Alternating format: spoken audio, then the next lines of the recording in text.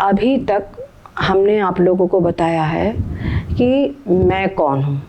तो मैं शरीर से भिन्न, शरीर का जानने वाला चेतन आत्मा हूँ। ये बात हमने अच्छी प्रकार से समझ ली।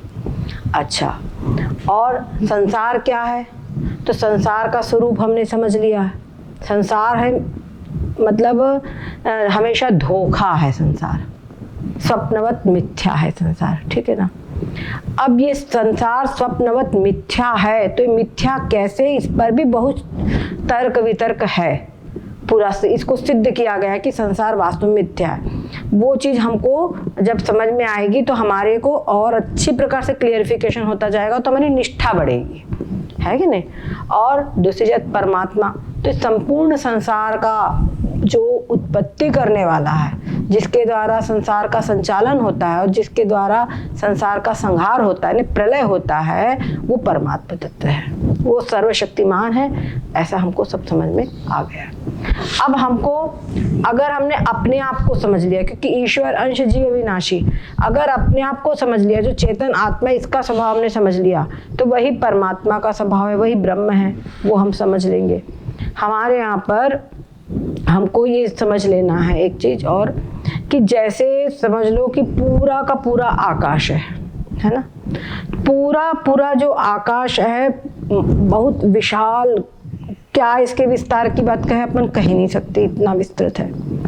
अब इस आकाश के अंदर में कई घड़े रख दें हम, जैसे कई घर बने हुए हैं, है ना, कई बिल्डिंग बनी हुई है इसके अंदर में, तो क्या होगा कि वो आकाश जो है सब बिल्डिंगों में भी है और वो जो घड़ा है उसमें भी है आकाश। आकाश का मतलब खाली भाग, पोल भाग, स्पेस। आकाश का मतलब नीला नीला आकाश नहीं समझना। तो आकाश जो है सब कहीं पर है। ये गिलास है, इसमें भी आकाश है। हमारा जो शरीर है, शरीर के अंदर में भी जितना भी पोल भाग है वो आकाश है। मुंह खोलो, मुंह के अंदर में खाली भाग है, वो आकाश है। कान में खाली भाग है, नाक में, और पूरे शरीर की जो आंत है, पेट है, इसमें जो खाली भाग है वो आकाश ही है, ठीक है। तो आकाश सब में एक है। अब जो ये आकाश है, इसके अंदर में जो आकाश है, ये आकाश क्या चलता फिरता है क्या? केवल हम पात्र को ऐसा लेकर के जाते हैं, आकाश को तो नहीं ले जा सकते। लेकिन और आकाश जो है वो जड़ है, ठीक है। इसी प्रकार से आत्मा भी आकाश का ही जो पंच महाभूत है, उन पंच महाभूतों में से सबसे सूक्ष्म पंच महाभूत में से वो आकाश है। सबसे सूक्ष्म महाभूत आकाश है। और आकाश के का ही उदाहरण दिया जाता है। कहते आत्मा का, ब्रह्म का स्वरूप कैसा है? आकाशवत, यानी आकाश की तरह, सर्वगतः, यानी सब कहीं गया हुआ, सब कहीं है। आकाशवत सर्वगतः यानी सब कहीं है। और इसमें एक अंतर है केवल, वो है ये आकाश जो है वो जड़ है और जो चेतन है वो क्या है? वो चेतन, जो चेतन है वो चेतन है। दूसरी बात, आकाश जड़ है तो आकाश नष्ट होने वाला है, आकाश नष्ट होने वाला है, प्रलय के समय नष्ट हो जाएगा। लेकिन जो चेतन आत्मा है वो नित्य है। समझ में आई बात? यहाँ पे आत्मा बोलो चाहे ब्रह्म बोलो, आत्मा ही इतना विस्तृत है कि उसको विस्तृत होने के कारण, व्यापक होने के कारण उसको ब्रह्म कहा जाता है, ठीक है। तो आत्मा और ब्रह्म एक ही चीज है। तो जैसे आकाश सब कहीं है, वैसे आत्मा भी सब कहीं है, ब्रह्म भी सब कहीं है। और ब्रह्म नित्य है और चेतन है, और आकाश जड़ है और अनित्य है। ये अंतर है हमको। अब क्या होता है कि हम इसके अंदर में के आकाश को हम बोलते हैं घटाकाश, जैसे घट के अंदर के आकाश का नाम घटाकाश, इसको गिलास के आकाश को ग्लास आकाश बोलेंगे हम। इनके अलग अलग इनकी उपाधियों के कारण हम नाम बदल देंगे, लेकिन वास्तव में आकाश एक है। उसी प्रकार से ब्रह्म एक है, लेकिन उपाधियां, जो शरीर है, जीवों के शरीर के अंदर में वही जीव कहला रहा है, वही जो है जो ब्रह्म चेतन है वो जीव कहला रहा है। और वहाँ पर वो मतलब जो अविद्या उपाधि, माया उपाधि है, उसको स्वीकार करके वो ईश्वर कहला रहा है। सारे संसार को, उपाधि को स्वीकार करके वो अलग अलग नाम से पुकारा जा रहा है, पर वास्तव में ब्रह्म एक ही है। ये बात हमको समझने की है। अब क्या है, एक हमने आपको बताया था कि शरीर पूरा पूरा अलग अलग है ना।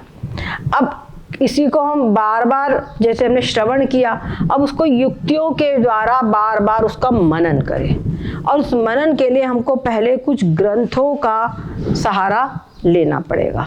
आत्मा ज्ञान महा पुण्यो देहो मांसमयो शुचि। क्या कहते हैं? आत्मा ज्ञानमय है। ज्ञानमय मतलब इसका स्वभाव है ज्ञान स्वरूप, ये सबको जानता है। और ये मतलब ज्ञान इसका स्वरूप ही है, ज्ञान स्वरूप ये। और पुण्यमय है, परम पवित्र चीज है, परम पवित्र है। और जो देह है, देह क्या है? मांसमय। मांसमय मतलब अस्थि, मांस, रुधिर, इन सब चीजों का बना हुआ है। और अशुचि, जैसे शरीर, आत्मा है पुण्य है, परम पवित्र है, और जो शरीर है वो अशुचि। इसको चाहे जितना आप नहला लो, धुला लो, कुछ भी करो, तो कान में से मैल निकल रहा है, सब अंगों से मैल निकल रहा है, स्किन से पूरे एक एक रोम छिद्र से मैल निकल रहा है। और शरीर को अब जितना शरीर को रोज नहलाना पड़ता है कि नहीं, उसके बावजूद भी गए पसीना पसीना हो गया, तो पसीने से गंध आती है कि नहीं? दुर्गंध आती है ना। तो क्यों आती है? क्योंकि वो अंदर में जो कहना चाहिए जो भी विकृत पदार्थ है, सब जो गंदा है, वही सब उसके द्वारा निकलता है। ये होता है कि नहीं? हम सभी जानते हैं, विज्ञान भी ये बात को मानता है। तो जो शरीर है वो क्या है? मांसमय है, अस्थि, मांस, रुधिर, इन सब चीजों का बना हुआ है। और अशुचि, अपवित्र है, परम अपवित्र है। और आत्मा ज्ञान में है और पुण्य में है। और कहते तयोरैक्यं प्रपश्यन्ति, उन दोनों की एकता तुम देखते हो। किम अज्ञान मत परम, इससे बढ़कर अज्ञान और क्या होगा? समझ गए? दोनों विपरीत चीजें हैं और दोनों को तुम एक समझते हो। यही तो हो रहा है, हम शरीर और आत्मा को एक ही समझ रहे हैं, अलग समझ ही नहीं रहे। तो कहते तयोरैक्यं प्रपश्यन्ति, दोनों की एकता तुम समझते हो, दोनों को एक समझते हो। कितना तुम्हारा महा अज्ञान है ये, कितना बड़ा अज्ञान है, इससे बढ़कर और कोई अज्ञान है क्या? ये बोल रहे हैं। आगे कहते आत्मा प्रकाशकः स्वच्छो देहस्तामस उच्यते तयोरैक्यं प्रपश्यन्ति किमज्ञानमतः परम। आत्मा प्रकाशक है। प्रकाशक मतलब सभी विषयों को प्रकाश करने वाला है, जानने वाला है। यहाँ पे प्रकाशक का मतलब ये नहीं समझने से बिजली का प्रकाश। देखो, बिजली का प्रकाश हो, अग्नि का प्रकाश हो, ये कभी रहता है कभी नहीं रहता है ना, ये हमेशा नहीं रहता। लेकिन जो आत्मा का प्रकाश है, वो आत्मा का प्रकाश सदैव रहता है। बल्कि बिजली में या अग्नि में जो प्रकाश करने की क्षमता है, प्रकाश करने की जो शक्ति है, वो आत्मा से ही है। हर चीज में, वायु में बहने की शक्ति है तो वो आत्मा से है ना। अग्नि में गर्माहट, उष्णता की शक्ति है, उष्णता है, दाहकता है, तो वो आत्मा से ही है। जल में जो जलत्व है, बहने की शक्ति है, जलत्व है, वो आत्मा से ही है। तो जो बिजली और अग्नि में जो प्रकाश है, वो भी आत्मा का ही प्रकाश है। वो आत्मा की शक्ति से ही वो प्रकाशित हो रहे हैं और उनमें प्रकाश देने की क्षमता है। सूर्य के अंदर में जो प्रकाश देने की क्षमता है, वो भी आत्मा की शक्ति से। चंद्र के अंदर में जो है, तारों में जो भी प्रकाश है, वो सब आत्मा के द्वारा ही है। और उनका प्रकाश भी कभी रहता है, सूर्य आदि का प्रकाश कभी रहता है, कभी नहीं रहता। पर आत्मा का प्रकाश सदैव रहता है। पर आत्मा का प्रकाश कैसा है? वैसा प्रकाश नहीं है, ये अलुप्त प्रकाश है। और ये प्रकाश ज्ञान रूप है, ये जानता है, यही इसका प्रकाश है। उनको कार्य करने की शक्ति देता है, यही इसका प्रकाश है। समझ में आ गया ये बात? नहीं तो स्वच्छ है। और आत्मा कैसा है? स्वच्छ है, इसमें कोई मल आदि नहीं है, ना तो पाप है और न ही मैल, मतलब जो धूल कण ऐसे जो मैल है, ये भी इसमें नहीं है। देहस तामस उच्यते, और जो शरीर है ये तमोगुणी है। शरीर पूरा तमोगुण का इसमें तमोगुण ज्यादा है ना, इसको तामस उच्यते। इसमें देखो अंदर ये आपको, ये शरीर किसको जानता है? शरीर किसी को जानता है क्या? नहीं जानता। और शरीर अभी जब तक इसमें आत्मा है तब तक के शरीर पवित्र माना जा रहा है। जहां इसमें से आत्मा निकला तो फिर तो पूरा कूड़ा ही है, कचरा ही है। कितना भी हमारा प्रिय से प्रियजन होगा, पर शरीर ना रहे, उसके अंदर में आत्मा ना रहने पर उसको कोई भी नहीं रहेगा। चाहे भारत में ले लो, चाहे विदेश में ले लो, कहीं पर भी कोई भी ऐसा देश, कोई ऐसा गांव, कहीं आपको ऐसा नहीं मिलेगा जो शरीर में से आत्मा निकलने के बाद उस बॉडी को संभाल करके रखे, क्योंकि उस बॉडी में कुछ है ही नहीं। बॉडी को संभालने वाला मूर्ख ही कहलाएगा। इसने दे तो कहे तयोरेक्यं प्रपश्यन्ति, तयोरेक, उन दोनों का एकता देखते हो। इधर एक आंख है और रूप है, तो दोनों अलग अलग है ना। आंख देखने वाली तो आंख प्रकाशक है, और जो वस्तु है वो प्रकाश्य है। तो प्रकाशक और प्रकाश्य अलग अलग होते हैं, और दोनों की तुम एकता देख रहे हो, दोनों की एकता देखते हो। किम अज्ञानमतः पर, इससे बढ़कर अज्ञान और क्या होगा कहते हैं। और आत्मा नित्यो हि सद्रूपो देहो नित्यो हि सन्मया। आत्मा नित्य है, नित्य है ने सदैव रहने वाला है। इसका न कभी जन्म हुआ है, न कभी इसका मरण होगा। आत्मा सदैव रहने वाला है, नित्य है और सद्रूप है। सद्रूप मतलब, सत का मतलब अस्तित्व, जिसका तीनों काल में नाश नहीं होता या बाध नहीं होता, उसको सत कहते हैं। ये समझ लो, एक नाश शब्द है और एक है बाध। तो इसका नाश भी नहीं होता और बाध भी नहीं होता। नाश तो हम जानते, कोई चीज गिरी टूट गई, ये नाश है समझे, नाश तो हम समझते हैं। लेकिन बाध क्या चीज है? बाध का मतलब होता है कि जैसे समझ लीजिए यहाँ पे एक सांप पड़ा हुआ है, हमने सांप देखा बाहर से, अरे सांप, तो बोले कहाँ सांप है? डंडा लाओ, डंडा, अरे लाइट जलाओ मारने के लिए उसको, लाइट जलाओ। लाइट जलाई तो देखा अरे तो रस्सी है। क्या कहा? ये तो रस्सी है। तो जब ये समझ में आया कि रस्सी है, तो जो सांप था, समझ गए, सांप भ्रम था, सांप नहीं था, हमको भ्रम था सांप का। तो सांप जो है वो मिथ्या है, सांप जो है वो झूठा है, वो सांप सही का नहीं है। ये बात हमको समझ में आ गई। तो वो सांप का बाध हो गया, समझ गए, उसको सांप का बाध कहेंगे, क्योंकि वो भ्रम था, सांप रियल नहीं था। ये समझ लेना ही सांप का बाध कहलाता है। ठीक है। अच्छा, वेदांत में जो ये मिथ्या शब्द है, ये भी बड़ा अपने आप में कुछ लिए हुए हैं। मिथ्या शब्द का अर्थ क्या होता है ये समझो। हम लोग सत, जैसे एक चीज है सत्य और एक शब्द है असत। सत का मतलब वो ये होता है कि जिसका तीनों काल में नाश या बाध नहीं होता, वो सत है। ठीक है। और एक चीज है असत, जिसकी तीनों काल में सत्ता ही नहीं है, जिसकी तीनों काल में प्रतीति ही नहीं होती। जैसे सांप की हमको प्रतीति हुई है ना, प्रतीति हुई, इसलिए सांप को हम असत नहीं कहेंगे, क्योंकि उसकी प्रतीति तो हुई ना, भ्रम हुआ उस समय, उसकी प्रतीति हुई है। पर जिसकी किसी काल में प्रतीति नहीं है, भ्रम काल में भी प्रतीति नहीं है, उसको कहेंगे, उसको क्या कहेंगे? असत। जैसे कि बंध्या स्त्री, उसका पुत्र, बंध्या स्त्री का पुत्र, इसकी तीनों काल में प्रतीति होगी क्या? बोलो, अगर प्रतीति हो जाए तो स्त्री बंध्या कैसे कहलाएगी? और जैसे खरगोश के सिंग, खरगोश के सिंग तीनों काल में नहीं है, किसी काल में नहीं है ना, तो इसीलिए खरगोश के सिंग को असत कहेंगे। अच्छा, ये जो हमने सांप देखा, ये सांप को जब हमने देख रहे थे तब वो दिखाई पड़ रहा था, जब भ्रम काल था उसमें दिखाई पड़ रहा था, इसलिए उस सांप को हम असत नहीं कह सकते, क्योंकि दिख रहा था, इसलिए उसको हम असत नहीं कह सकते। परंतु इसका जब हमने लाइट जलाई तो सांप का बाध हो गया, सांप गायब हो गया। रस्सी जहां दिखी तो रस्सी के ज्ञान से सांप गायब हो गया। हमने समझ लिया कि सांप तो झूठा है, मिथ्या है, भ्रम है, ये समझ लिया। तो सांप जो है ये सत नहीं है, इसको सत भी नहीं कह सकते, क्योंकि इसका बाध हो गया है।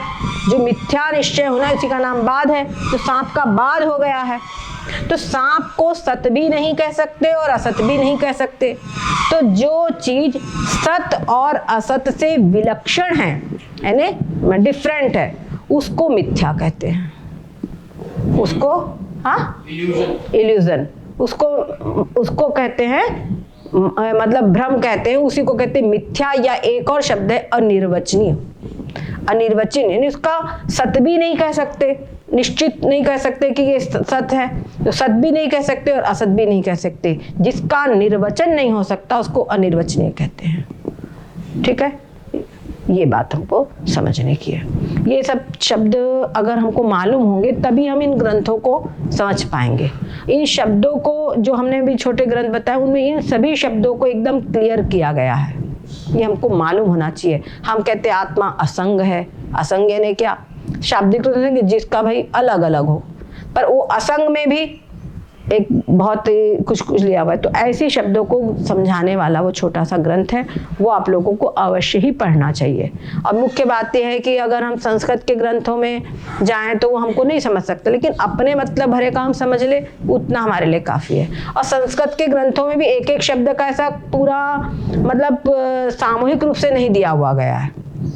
जैसे आजकल होता ना, जो बड़े पुस्तकें होती है तो बच्चे को कैसे समझ में आए तो एक पाठ्यक्रम तैयार किया जाता है, उसी प्रकार से देखा जाए तो वो वेदांत का एक छोटा सा पाठ्यक्रम तैयार किया गया है और उसको हमको जरूर ही पढ़ना चाहिए। वो उसकी फोटोकॉपी करा लेना, कल टाइम मिला कि नहीं, हुआ नहीं भी, ठीक है ठीक है। अब देहो हमित्यं मूढ़ो धृष्ट्वा तिष्ठत्यो जनः ममात्यमपीत्यापि ममायम इत्यपि ज्ञात्वा घटदृष्टेव सर्वदा। कहते हैं जो मूढ़ व्यक्ति है, मूढ़ व्यक्ति, उसके पास में समझ लीजिए किसी के पास में घड़ा रखा हुआ है, तो वो घड़े को कहता है कि घड़ा मैं हूं, घड़े को बोलता कि मेरा घड़ा है, घड़े को ये नहीं कहता कि मैं घड़ा हूं, ये नहीं कहता। उसी प्रकार से जैसा वहां पर घड़े को मैं घड़ा हूं नहीं कहता, उसी प्रकार से ये जो शरीर है, ये शरीर मेरा है जिसको हम कहते हैं, उसको भी मैं कहना वैसी मूर्खता होगी जैसे कोई घड़े को कहे कि मैं घड़ा हूं, ये बात होती है। तो इन चीजों को जब हम बारंबार पढ़ते हैं, जैसे क्या होता है, जो भी चीज, जैसे सपोज हम लोग अभी अच्छे से आराम से बैठे हुए हैं, प्रसन्नचित्त है, पुरानी कोई बात हो जाए, कहीं हमारे साथ किसी ने बुरा किया था, कहीं हमारे बुरे दिन थे, उन बातों को हम याद करें तो क्या होगा, जो समय पर वो दुख हमको हो रहा था वही दुख के क्षण अभी पूरा ताजे हो जाएंगे, मन पूर्ण रूपेण दुखी हो जाएगा कि नहीं हो जाएगा। जबकि वो दुख आज नहीं है, आज हम बढ़िया अपने आराम से बिल्कुल पूरे कंफर्टेबल सब प्रकार से अच्छा है, लेकिन उस बात को याद करने से हमारा मन दुखी हो जाएगा, हम जो है दुखी हो जाएंगे आज भी, है ना। तो इसी प्रकार से जब हम अच्छी बात को याद करेंगे, भले ही हम बहुत दुखी हो परिस्थिति में कोई, लेकिन अच्छी बात को याद करेंगे तो प्रसन्न हो जाएंगे, दिमाग अच्छा हो जाएगा। तो बात यह है कि हमको मन की साइकोलॉजी हमने समझ ली। अब साधना क्या है, साधना यह है कि हम जो बुरी बात है, बीता हुआ कल, उसको याद न करें, उसको याद न करें। वो अगर आ भी जाए तो अरे वो तो बीत गया, हटाओ उसको, अब क्या मतलब है। इस प्रकार विवेक से उसको हटा दो और अभी प्रसन्न रहो, समझ रहे ना, मस्त प्रसन्न रहो। अब प्रसन्न चित्त जब रहोगे तो चिंतन चल पाएगा,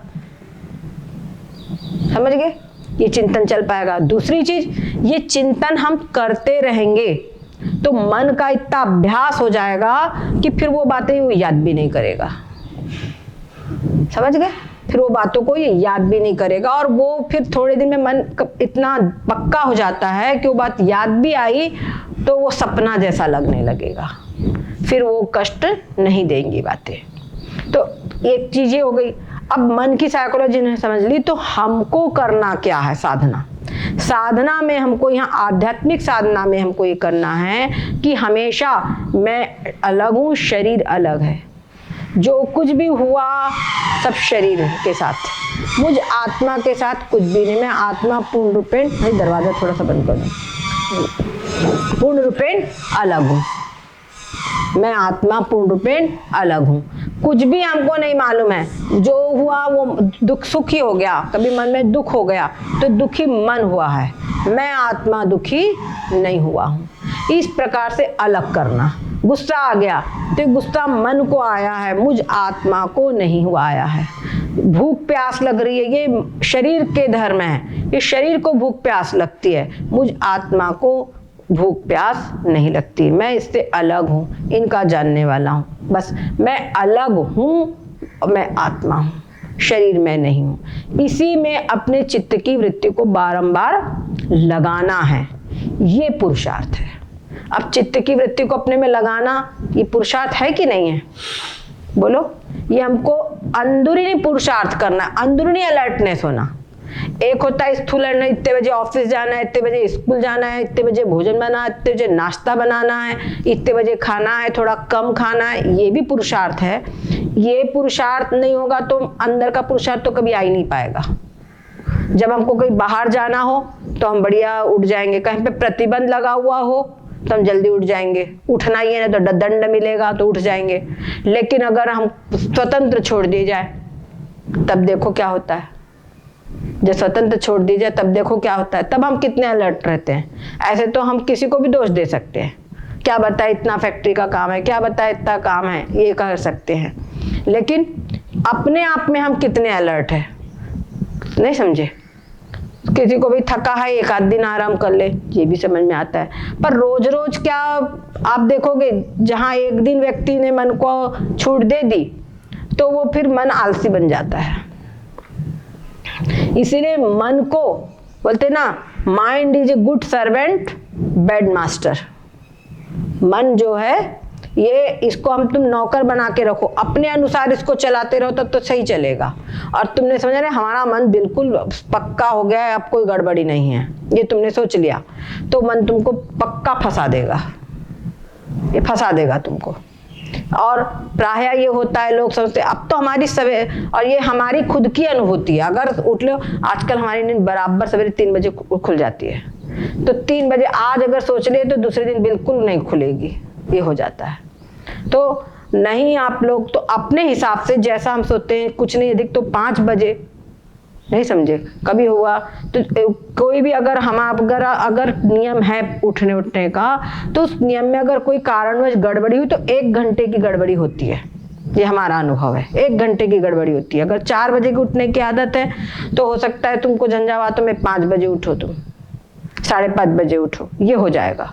परंतु बहुत तुम अरे अब सो जाओ, पड़े रह के सो गए, तुमको एक अलर्टनेस रखनी ही पड़ेगी। अरे सब तो कुछ नहीं है, कुछ भी करने लगे। कभी कभी परिस्थिति से काम होता है, हम मानते हैं, क्योंकि हमारे साथ भी होता है। जैसे लैपटॉप वगैरह का कार्य करो तो ये कार्य कुछ ऐसे हैं जो टाइम पूरा खत्म कर देते हैं और मालूम नहीं चलता। लेकिन फिर भी एक व्यवस्था है अपने मस्तिष्क की, उस व्यवस्था को बनाए रखना हमारे हाथ की बात है। हम दिन में कुछ भी कोई वो निकाल ले, विकल्प निकाल ले, थोड़ा कम खाएं। रात के समय तो कम खाना बहुत सही है। सवेरे नाश्ता करो, उसके बाद दोपहर में खाओ। आप लोग चाहे फैक्ट्री में टिफिन ले जाओ, कुछ भी एडजस्ट करो, दोपहर में खाओ। एक तो दोपहर में शरीर को चाहिए भी होता है, और जब शरीर को चाहिए होता तब हम नहीं खाते पीते तो वो भी ठीक नहीं रहता, शरीर टूटता है, मोटापा बढ़ता है उसमें। तो ये चीज ध्यान रखो, हम किसके लिए कमा रहे हैं। खाने पीना, हमारा शरीर स्वस्थ रहे तो वो सब है ना। अगर अभी कोई हारी बीमारी आई तो हम पैसे की परवाह नहीं करेंगे, पैसा लगा देंगे। तो कमाने में भले ही थोड़ा कम हो जाए पर हमारा शरीर स्वस्थ रहे, ये क्यों नहीं सोच लेते। गलत तो नहीं बोल रहे हैं। उस समय संतुष्टि नहीं होती तो वो संतोष करना हमारी बात है, वो ठीक है, वो करना हमारी बात है। दूसरी चीज, हमेशा दूसरों का सर्वभूत हिते रतः, ये इसका गुण है। जो आत्मज्ञान की साधना करना चाहता है उसको सर्वभूत हिते रतः, सबका हित सोचे। कोई हमारे साथ बुरा भी करने वाला है तो हम अपनी जगह से उसका हित करें। एक बात ध्यान रखना, दूसरे का हित करने की वृत्ति सतोगुणी वृत्ति है, दूसरे का बुरा करने की, बदला लेने की वृत्ति तमोगुणी रजोगुणी वृत्ति है। अच्छा, ये जो चिंतन है सतोगुणी वृत्ति से होगा। किसी भी कारण से होवे, अगर हमारे घर में आग लग गई तो सब कुछ खाक करेगी। क्या समझे? चाहे जिस कारण से लगे, अगर आग लगे तो सब कुछ खाक करेगी। वैसे ही रजोगुणी तमोगुणी आग लग गई है तो वो सब कुछ खाक करेगी। हमारी जो साधना है, जो हमने समझा है कि शरीर अलग है, मैं अलग हूं, जो उनको शांत चित्तता आई है, वो सब खाक करेगी। तो जो चिंतन है वो सतोगुण से ही होगा। इसलिए दया, करुणा, मैत्री, ये सारे सद्गुण, दैवीय गुण हमको अपने में अर्जित करने की आवश्यकता है। उनको न छोड़े। कोई कह सकता है जब हम तो आत्मा है, अब हम चाहे जो करें, अब हम आत्मा है, अब हम चाहे जो करें। जरा जो चाहे करे ऐसा कुछ करके देखो अधर्म का, ये आत्मा का वृत्ति रह जाती है तो बताओ, नहीं रहेगी। दूसरी चीज, जिसके अंदर में आत्मभाव है उसमें भावना भी नहीं उत्पन्न होगी कि चाहे जो करे, उसके अंदर में सदैव सतोगुण रहेगा, वहां ये भाव भी उत्पन्न नहीं होगा। और इसीलिए यहाँ पे पहले ही बोला गया साधन चतुष्टय संपन्न जिज्ञासु होना चाहिए। साधन चतुष्टय विवेक, वैराग, खट संपत्ति, मुमुक्षुता।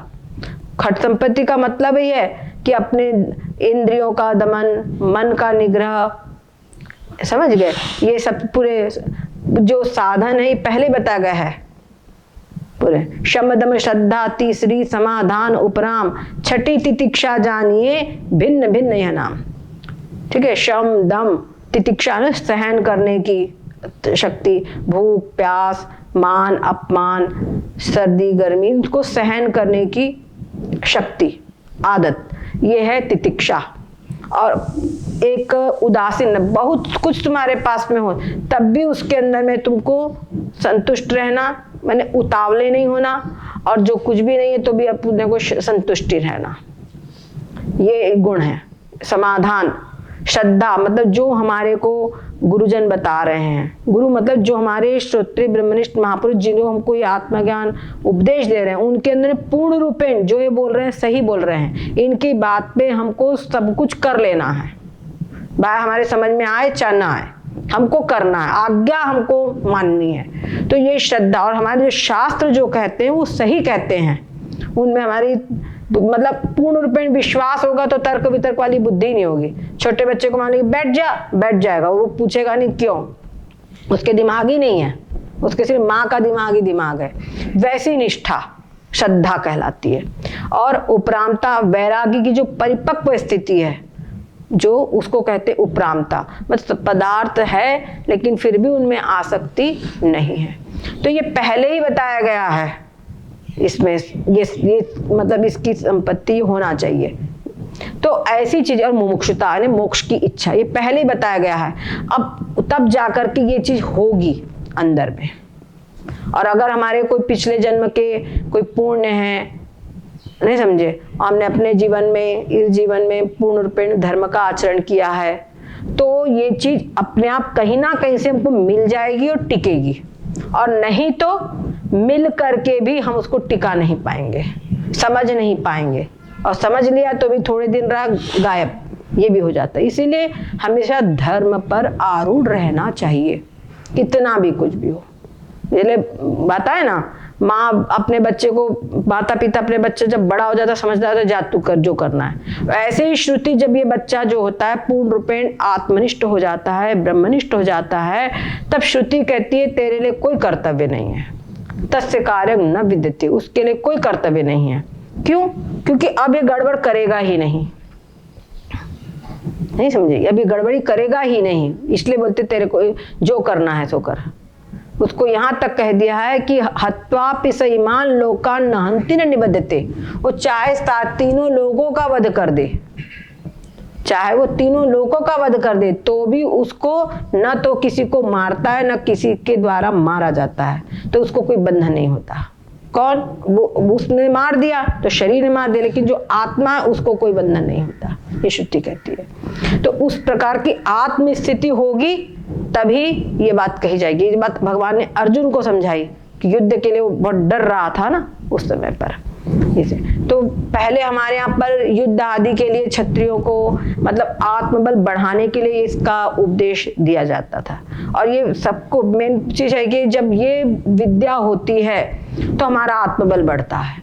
तो हमको एक दिन शरीर तो जाना ही है, तो हम अधर्म क्यों करें, हम धर्म पर ही टिके रहेंगे, शरीर तो जाएगा ही जाएगा, ये बुद्धि टिकती है।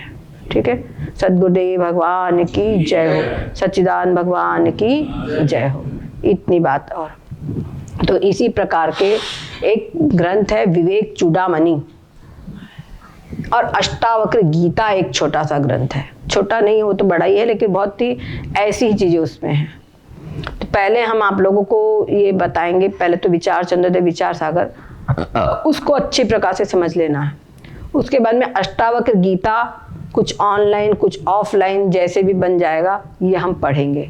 जो श्रीमद् भागवत है, इस श्रीमद् भागवत का भी जो मूल पूरा सार है वो ये तत्व ज्ञान का उपदेश ही इसमें दिया गया है। 12वें अध्याय में सुखदेव जी ने पूरी श्रीमद् भागवत सुना दी उनको, परीक्षित जी को, और कहा कि परीक्षित इस मैंने तुमको इस 7 दिनों में यत्र तत्र भगवान की भक्ति का, ज्ञान का, आदि का मैंने उपदेश दिया हूं तुमको, और जितने राजाओं की कथा मैंने तुमको सुनाया हूं कि वो किस प्रकार से ज्ञान वैराग्य को प्राप्त हुए हैं, ये मैंने बताया। तो जो कुछ भी मैंने तुमको बताया है सिर्फ इसलिए बताया कि तुम्हारे अंदर में विवेक और वैराग्य की उत्पत्ति हुए, तुम्हारे अंदर में वैराग्य की उत्पत्ति हुए, इसलिए सुनाया हूं। नहीं तो बाकी जितनी भी कथाएं, जितने राजा है, जो कुछ है, ये वचो विभूति, ये सिर्फ वाणी का वाग विलास मात्र है, समझ गए ना, शब्द मात्र कहने को है, न तो पारमार्थ है। लेकिन परमार्थ कुछ भी नहीं है, वास्तव में कुछ भी नहीं है। कितनी बढ़िया बताए, वो कपिल मुनि ने ऐसा प्लेन बनाया था, हवाई जहाज, ऐसा विमान बनाया था जिसके अंदर सारी सुविधाएं थी, यहाँ तक कि वो मन की गति से चलने वाला था, और मन में जो संकल्प करो वो चीज वहां पूरी हो जाती थी।